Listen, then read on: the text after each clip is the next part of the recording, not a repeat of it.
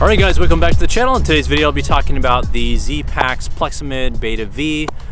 This tent is currently unavailable on ZPacks website. I noticed that they pulled it about a week ago or so. I got this tent in the mail I think about 2 or 3 days ago, and I ordered it I think about 3 weeks ago, so the lead time on the tent was around I think 2 weeks plus maybe a week of shipping time.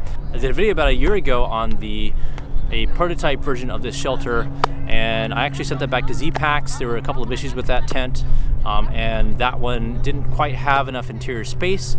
I think it was setting up with about 5 or 6 stakes. But anyway, I'm kind of excited to try the shelter out and take it on some upcoming trips on the Appalachian Trail. I'll be going to Massachusetts in a week or so to do a few miles in Massachusetts and Vermont, and then also be doing possibly a section hike of New Hampshire on the Appalachian Trail, and then possibly a trip in Washington as well. I'm looking at this shelter possibly replacing my ZPacks Plexamid Solo, which I purchased back in 2013.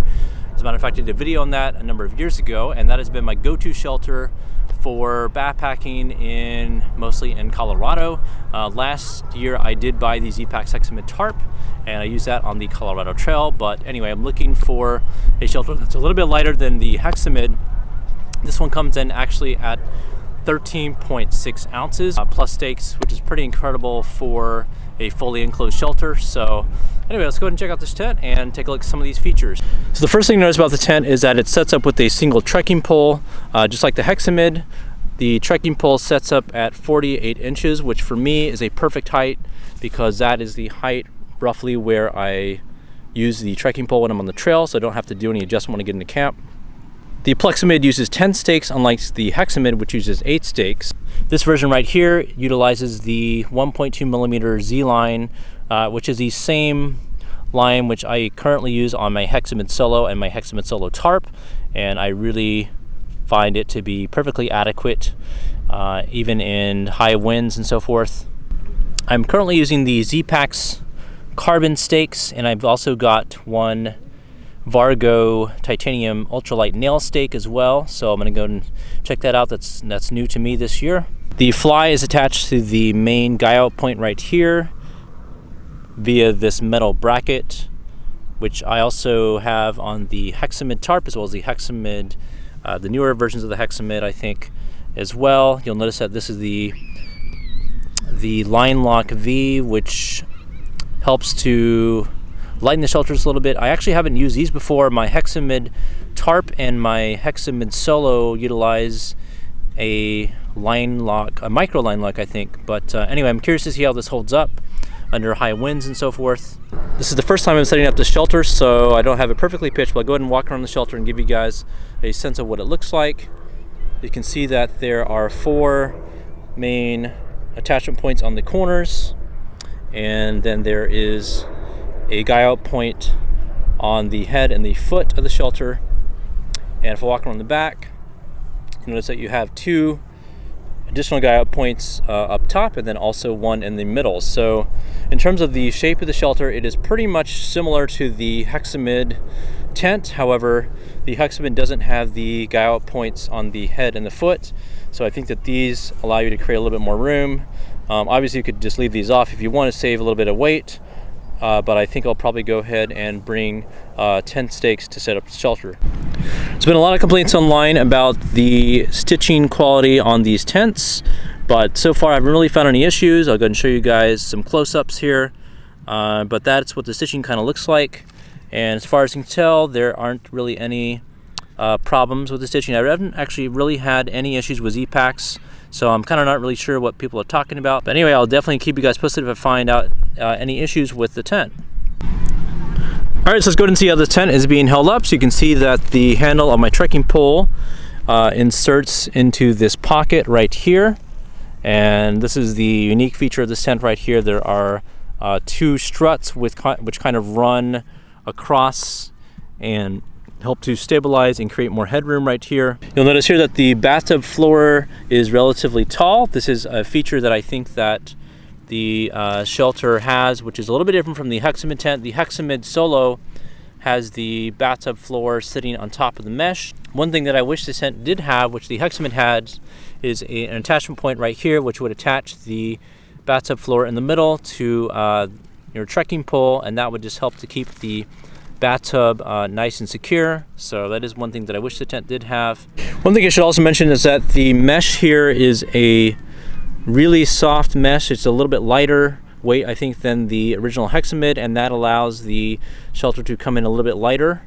I think my Plexamid comes in at around 15 ounces or so, or 15.5 ounces, I think, so something around there. So I think this tent's about roughly almost 2 ounces lighter.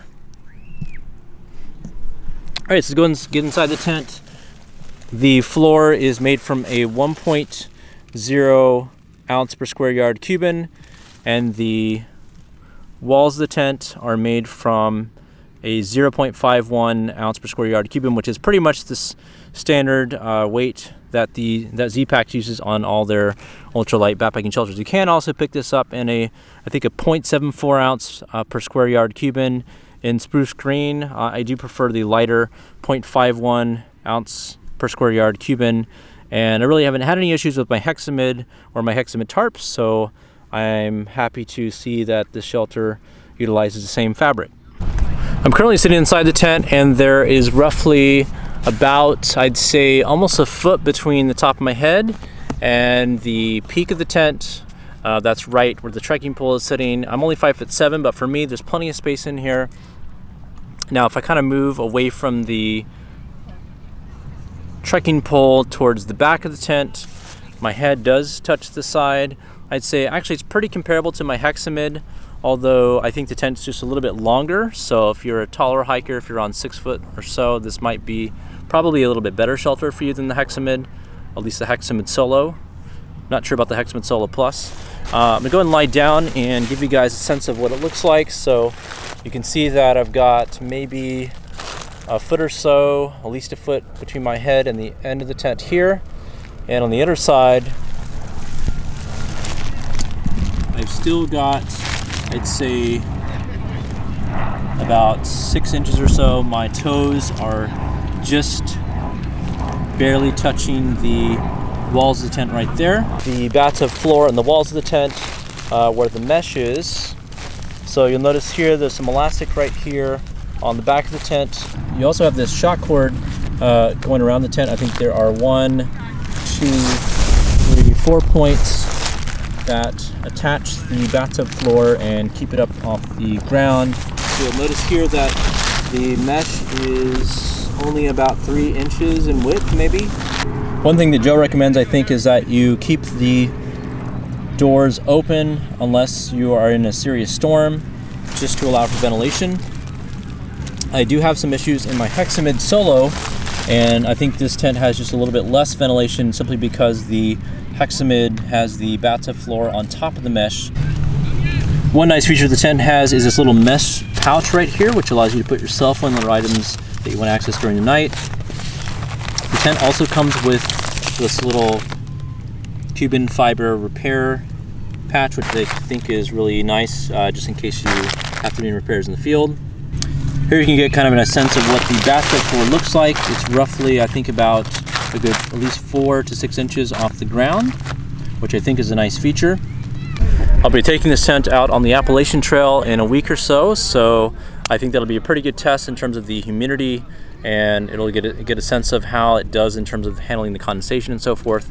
But anyway, I really like this tent. I'm pretty excited about it. I am a little bit concerned about the struts. You may have read online that there are some reports of them breaking, and Joe did mention to me that they are currently ordering a new batch of struts, and that should be in within a week or two. So I'm looking forward to that. But anyway, I'll have to keep an eye on that and keep you guys posted. All right, well, that was the first look at the ZPacks Plexamid Beta V tent. I hope you guys enjoyed the video. I'll definitely keep you guys posted on how I feel about this tent once I take it out in the field and put it through its paces. But anyway, hope you guys enjoyed the video, and if you have any questions, post those comments down below, and I will see you guys in the next video.